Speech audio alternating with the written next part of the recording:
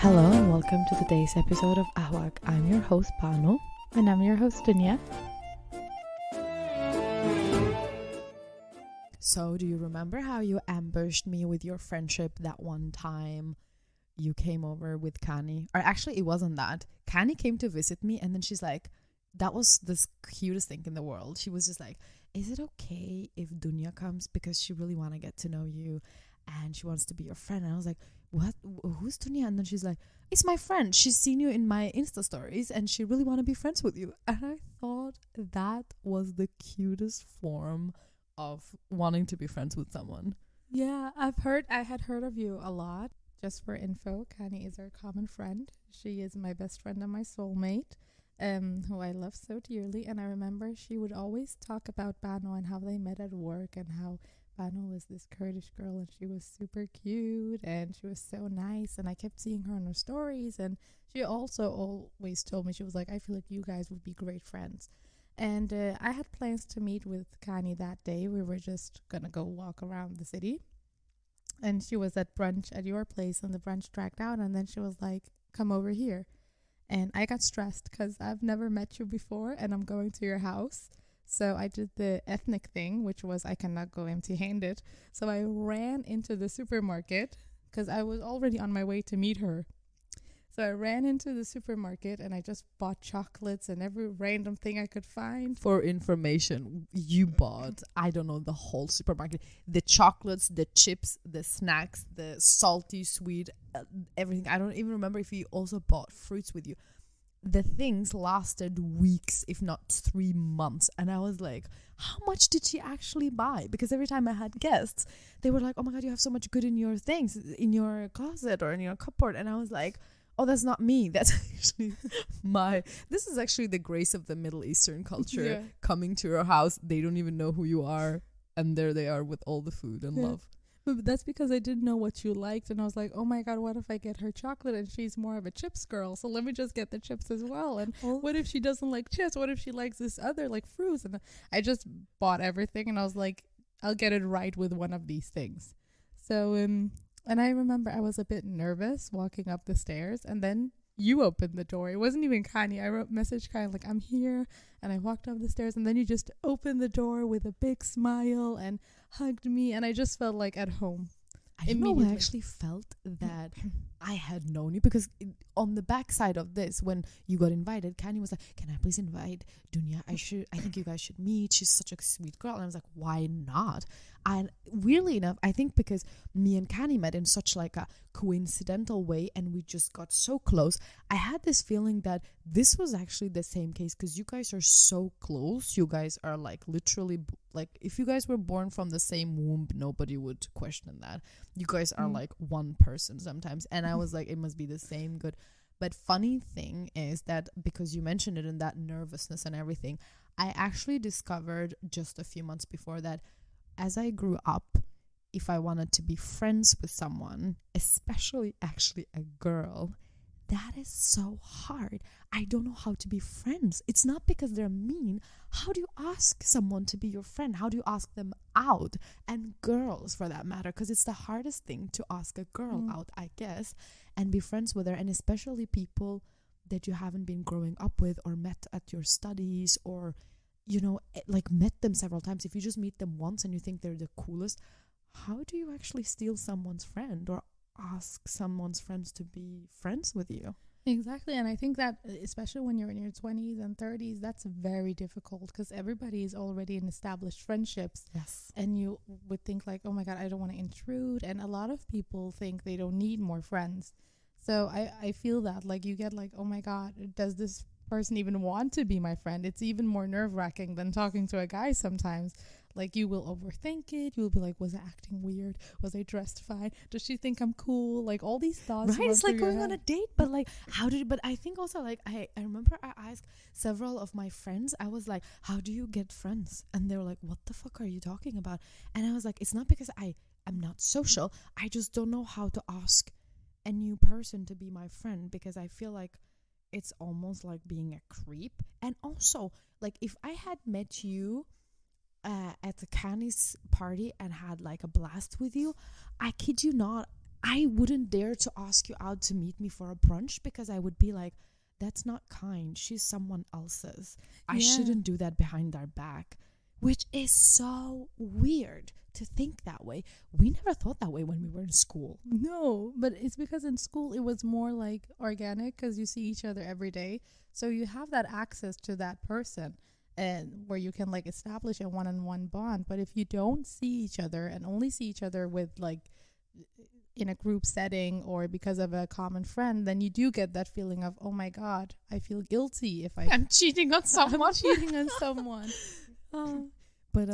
But I also think sometimes, how can I build something with this person? We don't have a memory. We don't have or a memory list or a history or anything. Like, how do I start investing in a new relationship? Because we don't think about it, but the relationships we have or the friendships we have, it's a lot of hard work over years, if not, I don't know, decades. It is a lot of hard work, and it's like just like any other relationship in your life. It's like having like most of us, like family has been there forever, but we also have a lot of friends which we have had there forever. Like me and Kanye have known each other for soon to be 7 years. We have been friends for 7 years. And how do you go from just being a person at the school or just a colleague to being good friends? I also felt that it's not even easy to get friends at work. That's also very special. That's true. Because you know what my boyfriend said? He's like, the people you make friends with at work, they're that's situation based. You guys have to be in this situation you are or in this work environment, and then you learn to like do a team building. You would be friends as long as you are working. But if you leave that department or that workplace, for example, for us at the hospital, we will end up not being able to connect that much with them, because what else are we going to talk about unless we started creating a friendship outside the work environment?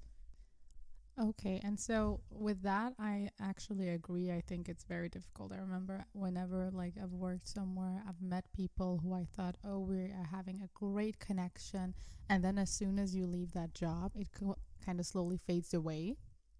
And even if you try to put effort in and you're like messaging them, it kind of fades away because they don't see you and you don't see them. And so the only thing you had in common was work, and that's what you bonded on, and now you don't have that. So it's very difficult to establish or maintain that friendship. Yeah, it's like a short affair, and then once it's over, then it's hard to get back, unless you decide to be at the same place forever. But especially because we were young doctors, so we knew we had limited time at each place, 6 months to 12 months. And I think they also later, when I left, some of my senior doctors and nurses were also like saying that, oh, we knew that day would come when you would leave us. So we were actually very tired of meeting new people, establishing a relationship, establishing teamwork, and then they go, and that's life. But we would have wished you could have stayed here forever. But I also think that, because I remember the last place I worked at the hospital, I got really close with my coworkers. Like I would tell them everything, and we would have like good laughs and stay up on the night shifts and talk. And then like months after, they had like a like a Christmas party, and I thought, let me just go, because they invited me. And when I went back, the connection was not the same. And I also think because you were in such an intense environment, then you do grow stronger with these people. It's just like when you were a student. There are many people that I don't really talk with on a daily basis now, but back when I was at uni, we would talk daily because we saw each other daily and we were going through the same struggles at that moment. But now that's not what's connecting us. But actually, that's an interesting moment of life too. And also it's an interesting point, because have you heard about the rule of 150? There's this statistician that said that each person has around 150 in their circle of people they know. And of course, they're not all the closest ones, but then you move in like in circular radiuses to the inner circle. And of course, the inner circle is your family. And then there's like 2-3 friends that are in the inner circle. And then the more you move out, these are people that are close friends, a little bit more less close friends, and then peripheral friends, and then acquaintances and everything. And I wonder, where and how do you know where you are on this scale with certain people? I think for the most part, it feels natural.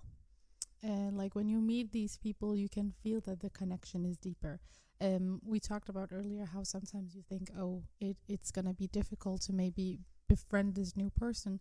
But then there's also the people you meet. For example, when I met you, it was just so natural. I never had to think twice about like what I said to you, how I acted around you. I just felt comfortable in who I was, and I felt comfortable with your presence. And I think those connections, it's just like meeting a soulmate. Because soulmates, I don't believe, is just bound to a romantic partner. I also believe that you can find that in friendships. So I think that's how you know that these people are deep in the circle. And when you have that feeling with someone that, okay, I need to put in extra effort to maintain this thing, then I think then you have kind of established with yourself, because we all know. Yeah, that's I true. think There's a barrier. Yeah. Actually, now that you say that, there are also certain friends of mine. I think they're really good people, very nice people. But I feel like if I don't constantly like give a stimuli to this relationship, like give constant energy, care, and it's like, you know, a plant, then it wilts that friendship. And when we meet again later, if it's like 1 month later or just a few weeks later, then you feel like you're back at ground zero. Yeah. And here you are starting to build that up. And it's such heavy work that you're like, oh my God, I can't do this ladder again. It's too heavy for me. Yeah. And I also don't know if you feel that, but the older we get, or at least I'm 30, so I feel like as an adult, you feel like, now I made these friends. I'm not going to go through, you know, primary school, middle school, high school, and all those, you know, uni years, and create drama, adventures, memories, and blah, blah, blah with new people. I'm happy, content with what I have. And the next person I meet has to be just perfect. That kind of just like glides and like slides in, which is very hard. And I think that the only way we get these people is maybe through our closest friends, because then they kind of like they have know someone that is similar to us. Yeah. But I also believe that that's the best way to make friends. It's like, because I know your friends that you keep close, like with the 150 you said, those who are deep in your circle, I know because I vouch for you as a person. So if I ever meet them, and if I know that you pick them, so I, of course, love them too, because they are close to your heart. So they will also be close to my heart. And I think that's how I made most of my friends. It's my closest, and then their circle, and then it just all expands into one big circle of friends. I wonder if we never met that day, if I never went down to the emergency room and just like call out if there's anyone that needs any help, I would have never met her. We would have never been friends. I would have never met you. This wouldn't have happened. Exactly. And I think those moments are very hard, and maybe that's why we cherish these friendships so much. Yeah. They're hard, but I also believe that they're destined for us. I really believe in the whole thing that God has everything planned for us. And these people, when you meet them, I also think that the greatest friendships I have, they are coincidental. Like, it started out of nothing. Like the way me and Kani became good friends. I don't think I've told you this story. No, actually. you haven't actually. So we didn't go to the same class. We were just the same year. And of course, all the ethnic people, they like become friends. But a lot of them are just also acquaintances. So there was really no need for me and Kani to be good friends, because we're not even in the same class. We go to this course, you know, Aspiri, like you pay to go to a course so they can help you exam prep. And it's me and it's Kani and it's Edna, and we're sitting together, but I'm not like good friends with them. I just know them.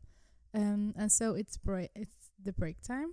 And then I go to the bathroom, and Kani, she calls me to come somewhere. I'm like, okay, what's happening? This girl is a bit weird. Then we go into this auditorium that is empty, and she's like, sit down. And I say, okay. And I'm a bit weirded out. And then she found a microphone, and then she just starts singing to me in this auditorium. And there's no other people. And it was, I think, also very coincidental, because if it was Edna walking by, if it was Christian or other people that we were friends with, she would have just called them in.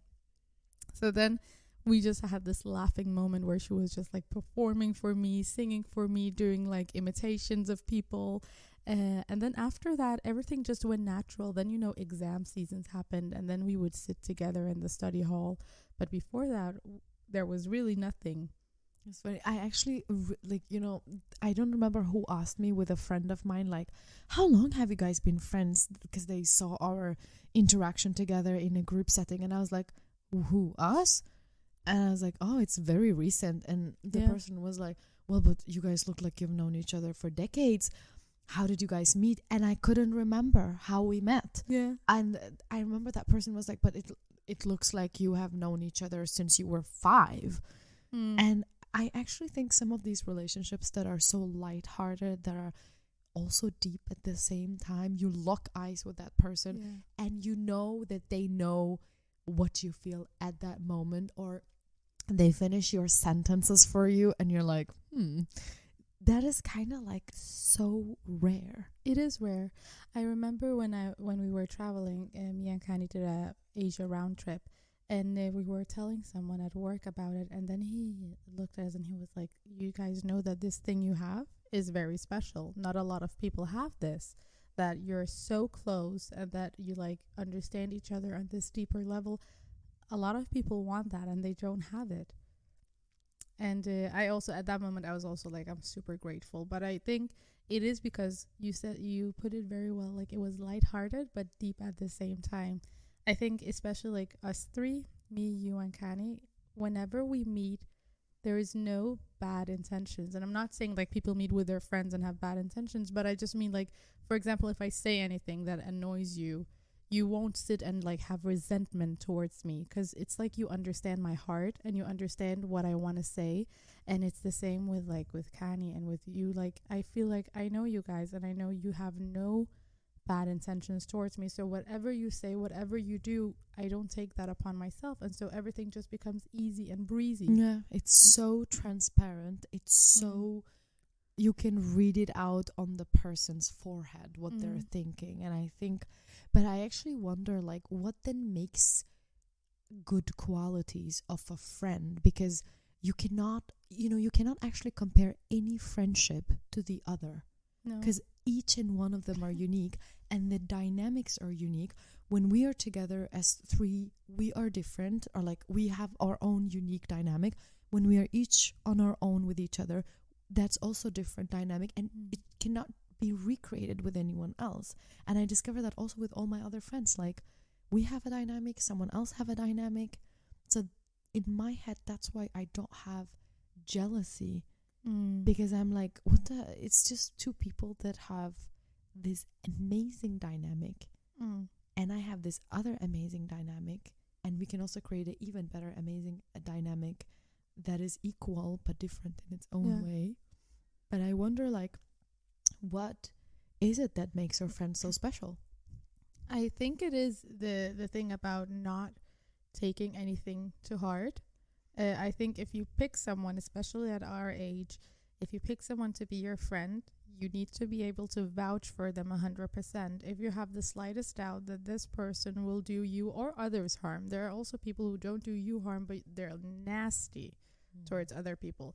If you meet those kind of people, hold them away from your vicinity, because that energy will transfer onto you. So I think generally good vibes, and someone who, I also think having insight. I don't know how to say, like, being able to reflect.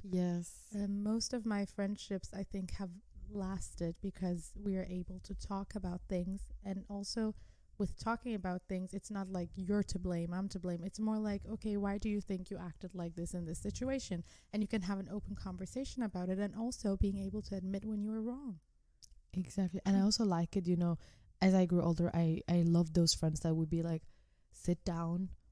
I think how you did this and that was not correct.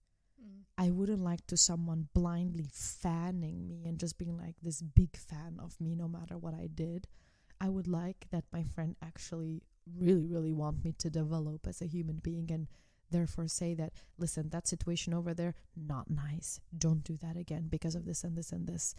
Because I think our friends should also criticize us, because I think constructive criticism makes us better people. Yeah, they should definitely. It's like you're investing in a relation, and it's, I think, in my mind, as I said, you're finding soulmates, and so you need to treat it the same way you would treat a partner, because it is a partnership. Actually, So, that's true. and I've actually ended friendships because of the whole, fanning you and telling you you're right, you're right, you're right, and it was actually in a group setting. So whenever there was a conflict, I remember this one specific person. Let's say me and you have a conflict, right?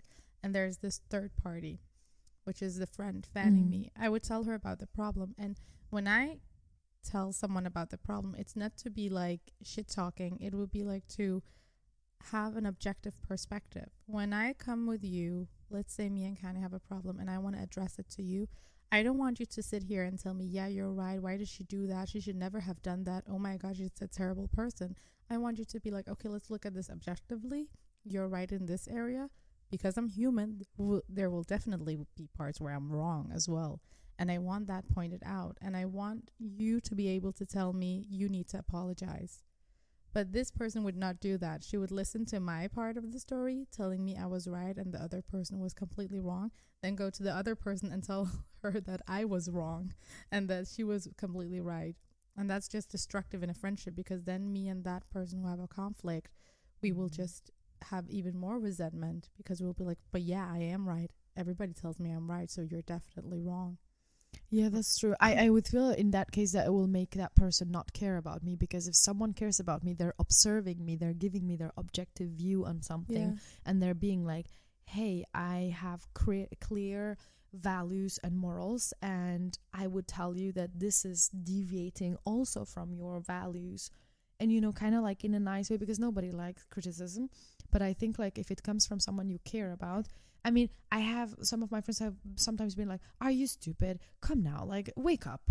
You did wrong. And I'm like, okay, well, I can't hide my expressions from, they know me. Your friends know you when you've done something, or it's like they're your parents. Exactly. They're like, shame on you. And, they sometimes put it in comedy, and sometimes they are like harsher, but sometimes it's that they don't want you to fail in life. They don't want you to, keep on doing something when other people would later on in life view you as stupid, right? Yeah. Because they'd be like, oh my God, that's my friend. I need to help them before they make themselves, like, dig themselves inside dirt.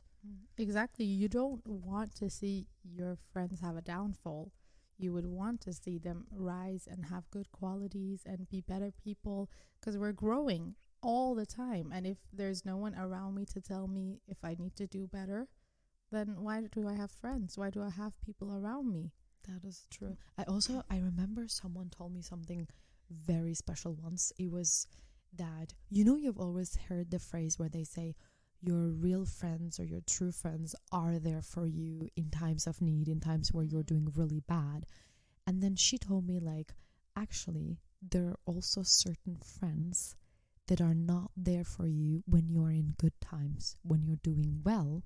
They don't like it. Yes. They want you to not do well, to keep this, I don't know, it's almost like Munchausen by proxy syndrome, right? They want to have this job of making you or taking care of you or something, because you keep on making mistakes. They kind of let you like live in that bad world of yours, instead of making you finally rise and then be like, okay, but let's celebrate the goodness. Let's make the goodness even more good. And also, there are people, like, I genuinely believe that no person wants to do you harm, but I also believe that there are people out there who have a lot of insecurities, and sometimes you find friendships where you've not dealt with you having success for like 3 years, so you don't really see the real picture of them, but then you like have this moment that is life-changing for you, and you're super happy, and they're not happy for you, because they have insecurities and they actually start getting jealous of you. And I've cut friends off in moments where I had my successes, because that's when I could feel they're not happy for me.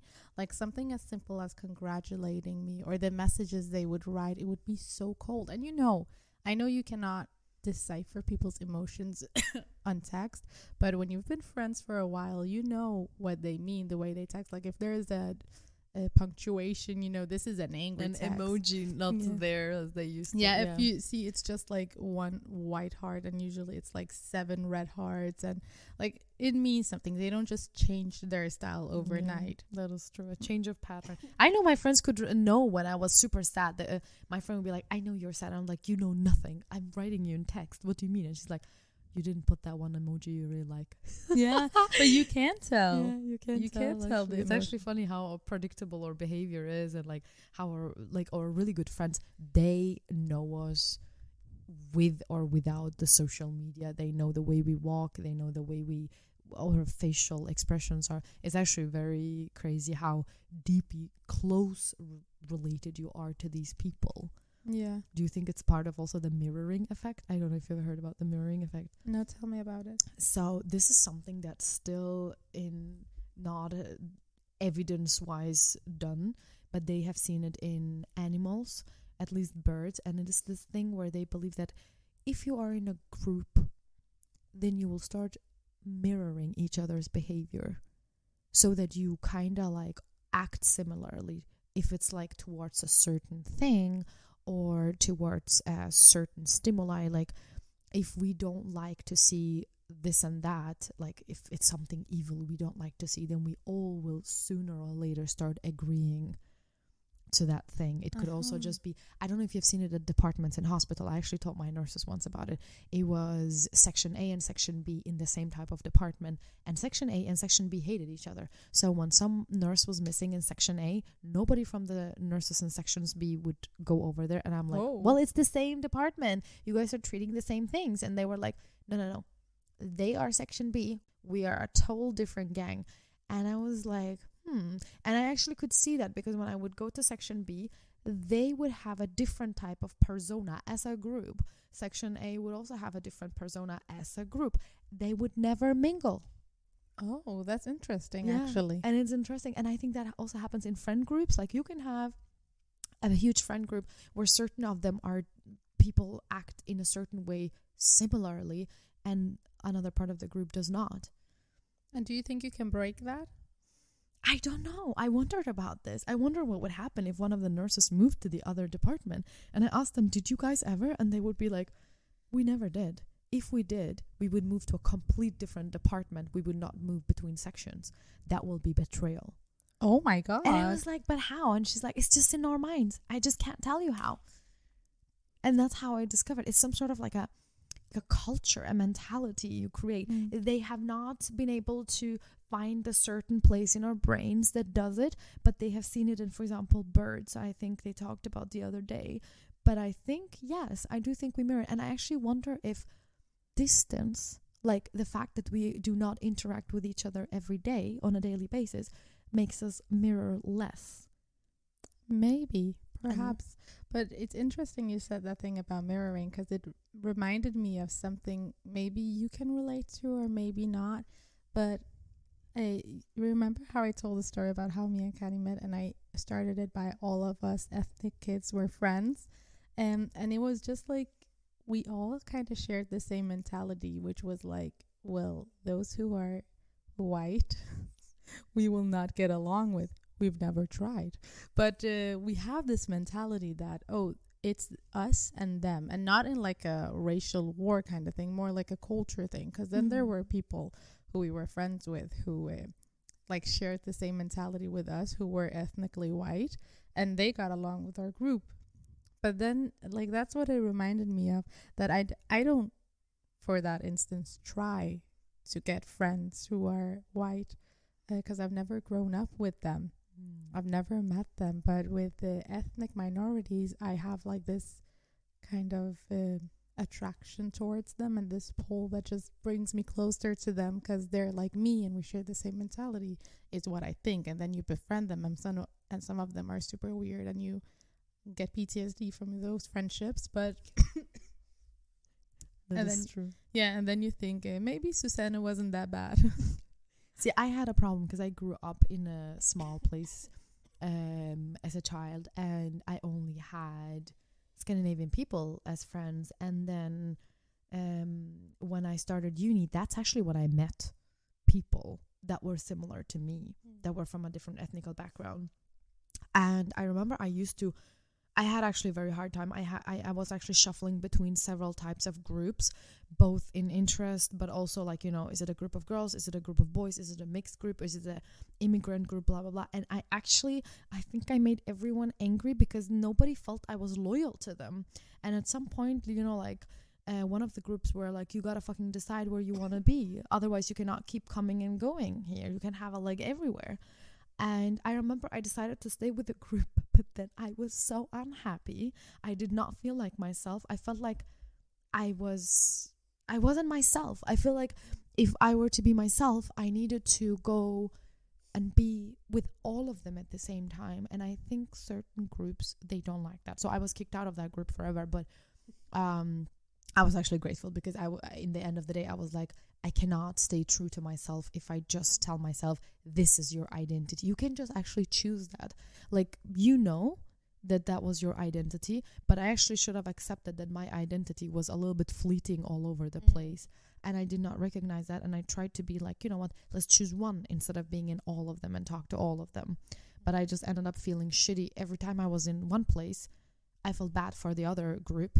And I never enjoyed any place I was in. I always felt like I was in some sort of curfew. And I remember at some point, because I was shuffling between them, I started the party with certain people between 4 p.m. and like 7 p.m. Then left to the next party until 9 p.m. And then I joined the next group until like midnight and after midnight. And at the end, I was like, I'm so tired. It's a load of work. But yeah. How old were you at this point? I was in uni. I was like in the beginning of my 20s. Yeah. Do you recognize that some of those patterns, like what you're saying, I completely feel it and I understand it, but I'm also thinking like at this age, I would never accept that for myself. Don't you also feel like that? That is true. Yeah. But I still think like up until the age of 25, 26, I did not feel like I was my true self. I was still testing out who I was, what was I comfortable with, who did I want to be friends with. And I have to be honest with you, the friends I in the end kept was after I graduated uni. Yeah. Because then you knew who was left. And it's funny, we don't talk about our childhood friends, but our childhood friends, I want to agree that they're sacred, and that those childhood friends that have stayed with us for all these years, although we talk to them once in a blue moon, they are people that they are like, I don't know, foundations in our lives. They are. I have nothing bad to say about them. It's only been the good, sweet memories from our childhood. We haven't made that many new ones, but I know they will always be there. I can always text them, and that's, I don't know, nostalgia would be there. But the ones in uni, that time when we created friends, whether in the university or outside, oh my God, that was like a world time of itself. It was like going through a wormhole of some sort. Yeah, uni was a confusing time because it is both the ages where you're trying to find yourself and trying to create yourself as a human, and then it's also years where you are under a lot of pressure, especially for us because we were in medical school and it was tough in itself, and then you have the stress of figuring out who am I even as a person. But it's really interesting, that thing, because I graduated recently, like a year ago, and I also feel that I can sense now who stuck with me, and some friendships who I thought, oh, this is a forever thing, they're slowly fading away. And I think we're going to keep shedding, like, you know, like fur, like how animals change their fur throughout the seasons. Yeah. I think we're going to keep shedding people all the time. But I also understand you cannot give all these people in your life the same amount of quality time. You can't. You will always feel like you're betraying someone. And also, they are their own entity. They will also move on and go through their own timeline in life. And I think that they won't mind that if we step away for a while, maybe we'll meet again at the end of this world or halfway or something, or maybe never, but then they will be happy for the good times we had. Yeah, I think the most important thing is, because I know from our parents' generations, they have a very big problem with people leaving, like in general, like they're always like, don't trust your friends, friends are just, they come and go. And especially because these people are parents, they left a whole country and then some of their connections are just not there anymore. Generational trauma. It is generational trauma. But I think it's different for me because I never regret how much energy I put into a friendship, even if it ends horribly. Because I always believe that at that moment, that's the friendship I needed. There's also people who you have like great connection with. And as I said, I graduated uni and then it's like slowly fading away because I needed that in uni. I needed their company and I don't regret being close with them. And I hope they don't regret being close with me either. But right now, that's not what I need. And right now, especially where I am right now in my life, I want to put my energy places where it's predictable, where I know you will give me a good time. That's a very good point. But I guess also that's the people we will eventually say most of our secret stuff to, like, you know, our biggest vulnerabilities, and we want to share good and bad times with. I guess we become more calculative as we grow up, huh? We really count the risks much more than what we used to do back in the days. Yeah. It's a little bit sad. There's not this romantic impulsivity to create a new relationship anymore. It's more that, how is this person going to hurt me? And what are the risks of this not going well? Or what are the risks of this going well? And how well can I predict? But not always. I also think that we're making friends along the way that just randomly appear. For example, shout out our friend Mo. Yeah, that is shout out to them. Yeah, and Munasha, shout out you guys. Yeah, we need you on the podcast. Yeah, that's actually true. Shout out them for that. Is like friends we just randomly met, and again, that's funny. That's your friends that I met for the first time a while ago, and they went straight into the bottom of my heart. I thought they were the sweetest people in the world, and I'm just like, how the heck am I thinking this? Is it like you guys being with them, or am I like, you know, somehow misjudging people or not judging them properly because I just trust my friends' choices? Or are these good people? And I actually think that, I understand now why people set up their friends with each other if they want to make a good boyfriend-girlfriend relationship, because you must trust your friends this much. Yeah. I think, like, especially with those two guys, I feel like I can talk with them about mostly anything, and we're very recent friends. And I don't know, it was also like when I met them, it just like straight into my heart, and it just felt natural. It was like one of those friendships where you just meet and there's nothing awkward about it. There's nothing weird. But I also think, now here's me playing devil's advocate, just to not paint it out like every friendship I make is so magical. I also think that what energy you put out when you meet these people, they will mirror that in some sense. Because if you go into, because remember how I told you, like, you opened the door and you were smiling and happy. If you just opened the door like a bit more formal and like, hey, shook hands with me and we're like, I'm Bano, this is my house, and everything was super formal, then I don't think we would have built this friendship, because I would be like, oh, this is a formal relationship. But when you meet people and you're like all in, full on energy, just being who you are, I think people around you will also be comfortable and show who they are. So do you think that sets the tone for the friendship, that tunes the friendship to the way it is? I believe so, yes. But not with everyone. But you're right about that, because you can bounce off this energy, and if the person on the other side does not take it in and bounce it back at you the same amount and type of energy, then you are lost ground. Yeah. But then you have those moments where you do it and then someone reciprocates that energy, and then you're like, it keeps on bouncing forth and back, and it's super funny. Yeah. Then you're like, we found a good thing here. That is so true. And with that, I want to say thank you to all our friends that are still alive in our lives. Yeah, thank you. And actually haven't thrown us out of their lives yet, considering how much shit we actually stir up during the day. Is it anyone you want to say sorry to or thankful to? This is a apology podcast. No, I'm just joking. I don't actually. I think this is like a weird thing to say, but I don't have anyone to apologize to. Okay. I would have been like, imagine thinking like, oh, by the way, I'm really sorry for stealing that beautiful, beautiful piece of cake the other day and telling you it was already gone. Something similar. But yeah, I'm actually really grateful for all these people that gave their energy and time into many times fight me and my devils for me, and also like being, you know, in times where you can't see straight or you see completely darkness, these people are like crying for you or holding your hand. I remember I a lot of times did very risky behavior, and one of those risky behaviors, you keep on doing is like falling in love with someone that's not good for you, or crushing over someone that's not good for you. Your friend that sees the objective of this, like, or the objective side, will be able to tell you, but if you take that advice in, that's actually up to you. And I remember there was one of these times I had a moment with Helen where she was literally like my mom. She kept on telling me, no, I told you no, not this person. And I was like, if I just do it behind her back, it will be fine. One of these times, she actually took my hand, she looked me deep in the eye, and there were tears in her eyes, and she's like, I'm not your enemy, I'm your friend. I'm doing it for you. Look me in the eyes. Do I look like I want the worst for you?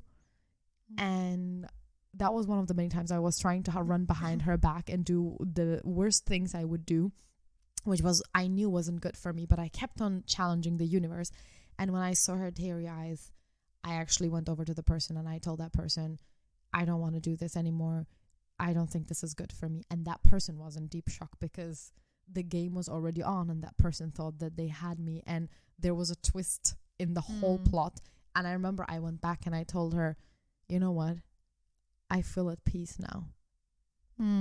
So, and see, that is a true friend. So shout out Hela. Yeah, shout out to her. I'll just give my little gratitude as well. Thank you for my friends who also stood by my side, because I am also a stubborn girl.